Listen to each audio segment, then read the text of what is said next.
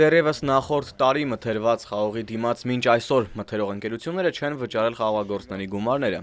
Հայաստանի խաղողագործների միության նախագահ Արտակ Սարգսյանը մանրամասնում է, մոտ 10 մթերող ընկերություններ խաղողագործներին պարտք են ավելի քան 1,8 միլիարդ դրամ։ Գիտեք,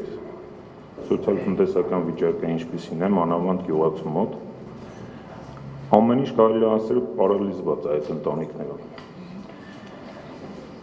Մենք այս պահին կարողանանք միջոցներ ձեռնարկենք, որպեսզի այդ մթերված խաղողի գումարը մթերող ձեռնարկությունները հնարավորինս սեղմ ժամկետում վճարեն։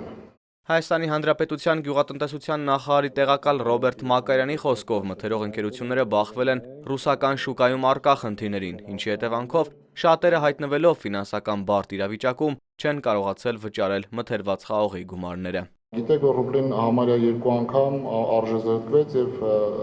դա բերեց խնդիրների, մեր վերամշակողները չկարողացան իրացնել իրենց պատրաստի արտադրանքը։ Նախ գումարային առումով, երկրորդն էլ տարողությունների դատարկման առումով։ Եվ հաջորդը դա անցած տարի շատ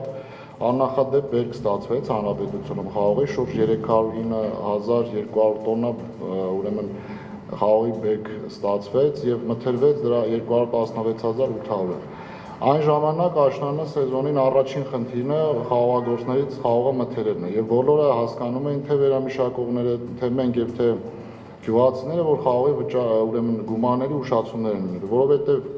մարդիկ վերամշակողները, ովքեր պլանավորել էին որոշակի ծավալներ մթերել, ստիպված մեր խնդրանքով, հորդորներով եւ ի պատիվ իրենց մթերեցին մի քանի անգամ ավել, այսինքն այս իրավիճակը եւս սպասելի էր։ Խաղողագործների միության նախագահ Արտակ Սարգսյանը սակայն նկատում է, պարբերաբար տրվում են խոստումներ, որ գումարները խաղողագործներին կվճարվեն նախ մինչ ապրիլի 1-ը, հետո մինչ մայիսի 10-ը, իսկ այսօր էլ ժամկետը երկարաձգվել է մինչ հունիսի 1-ը։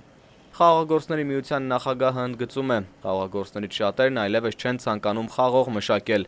Շատերը կամ խաղողի այգիները փոխարինում են այլ այգիներով կամ ուղղակի հեռանում են արտագնաաշխատանքի իրենց գյուղատնտեսական վարկային պարտավորությունները կատարելու համար։ Շահնազարյան գինու կոնյակի տուն ընկերության գլխավոր տնօրեն Սամվել Շահնազարյանն էլ առանձնացնում է մթերող ընկերությունների խնդիրները։ Եկամուտը 50%-ով ընկել է։ Դա սարսափելի բան է մեզ համար։ Մենք չենք կարողանում այսօր ժամանակին ամեն ինչ տանենք, որովհետև այն ինչ որ մենք ունենք ժամանակը ես 800,000 շշեի վաճառում, ես նույն եկամուտն է ինչ որ այսօր սպասում ենք։ Մենք ունենք այսօր 2.5 միլիոն շշի պատվեր ու մոտ ժամանակներս ուզում ենք հույս ունենք, որ կավելանա։ Հույս ունենք, որտեղ աշխատում ենք, որտեղ տեսնում ենք ուրիշ ելք չկա, որտեղ մեր պարտավորություններն են մեծ, թե բանկերի առաջ, թե ժողովրդի առաջ,